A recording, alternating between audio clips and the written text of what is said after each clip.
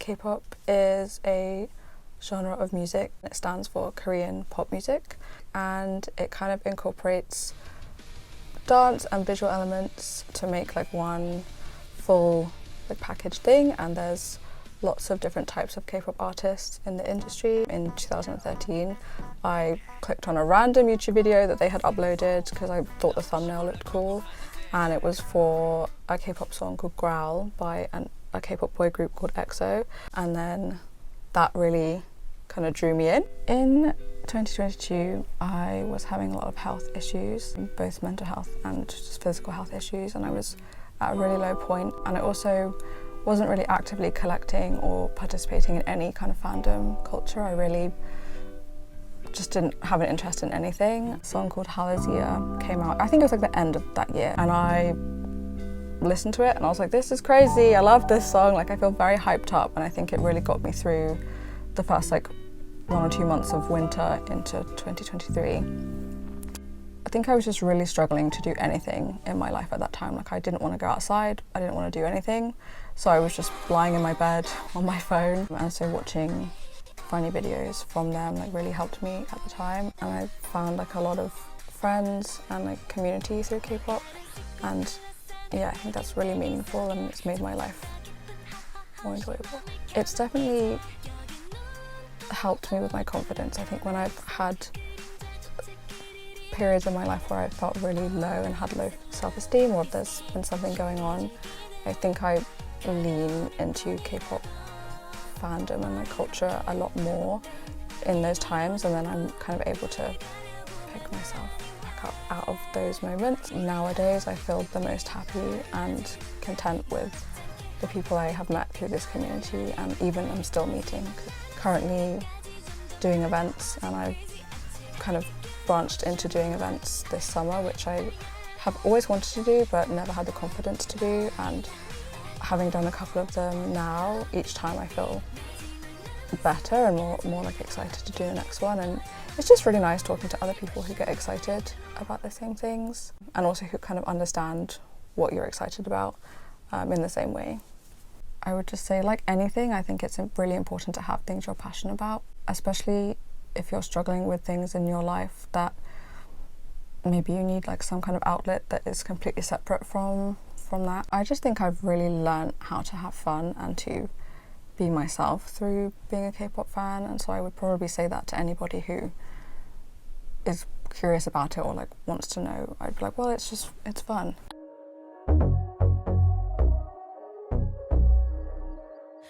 I discovered rope because I made a friend and she wanted to go to a workshop and she didn't have anybody to go with, so she asked me to go with her. And then I went and I really, really liked it, and then I just got more and more involved, and that was back in 2016. And I can't say I've been like super consistent all the way through, like probably the first 3 or 4 years I was not very good, and then I just got more and more into it. And you know, like you come for the bondage, stay for the lifelong friendships. So Japanese rope bondage is different from Western rope bondage in that in Western rope bondage, usually you tie someone up in order to do something to them. It's not about the process of tying or generally the appearance of the tie. It's more like, for example, you might tie someone up in order to spank them, but the emphasis is not on the tying itself. Whereas in Japanese rope bondage, it's a whole experience, including a psychological experience, really including like putting the rope on the body and the process of the tying happening and the way it looks and the aesthetic of it, and that like as a whole is the focus. So normally when I talk about Shibari to people, they have no idea what it is. It's definitely a niche topic for them. They're like, what is that? And then they might go, oh, it's a rope thing, ? And then they might get embarrassed because they're like instantly thinking about sexual stuff. That's usually the reaction. I think one of the reasons that people get embarrassed if they don't know what it is their immediate association is sex. And of course, it can be a part of your sexual expression, and sometimes it is. I don't think it's like a binary of like it's sexual or it's not. I think it's like, you know what I mean? It's a spectrum. But really, like if you wanted to have sex, you would just have sex. When I started working on music videos, so in particular I worked on this video for Charlie XCX back in 2019, I was like, I really want to share this. This is really cool, you know, and also like to share that with my parents, and they said something like, they didn't say this, but the reaction was kind of like, oh, it's not pornography. Actually, there's something artistic about it. It's reasonably unusual that you're interviewing a woman because it's mostly men. And I guess like part of it is like the sort of assigned like gender roles that you get. So mostly it's women being tied and men tying. And of course there are going to be trans and non-binary people in that community also. But if you go to like a jam, which is like a social rope event, like generally speaking, it'll be mostly men tying, mostly women being tied. And I've definitely been to events where I've been the only woman tying, for example. And like I was saying earlier, I think it's just down to like traditional gender roles of like expecting men to initiate things. And then that's just like the assumed standard, so people find it easier to continue following. So I did a master's degree in counterterrorism.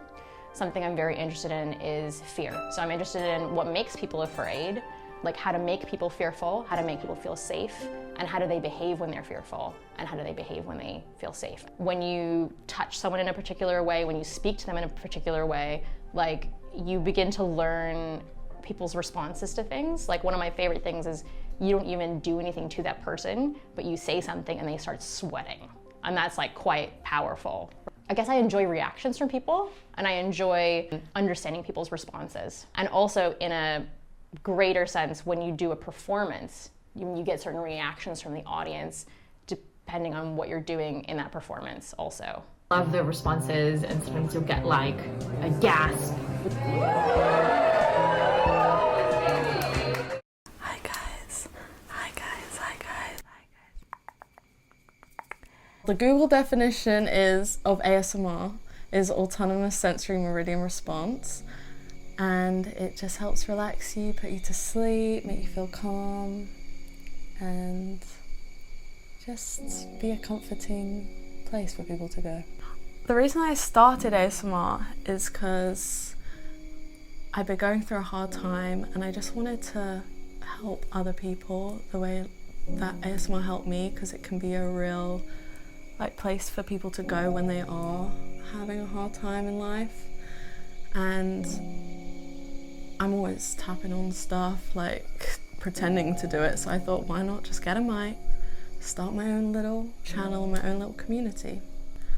I watch ASMR every night to help me sleep. It's like a part of my routine. I feel like sometimes at the end of a long, hard day and you get in bed, it's nice to watch an ASMR video, whether it's to distract you from what's going on, or because there's like funny ASMR videos that really take you out of your world. But then also there's a genre where it's like ASMR for anxiety, ASMR for depression. You can even get ASMR for ADHD. So I think it's really beneficial for people's mental health. If you're sort of an overthinker before bed, it can distract you. There's all different types of videos for whatever mood you're in. And I generally enjoy specific creators more than specific triggers, because I find the creators more comforting, and then whatever they do, I'll usually just enjoy.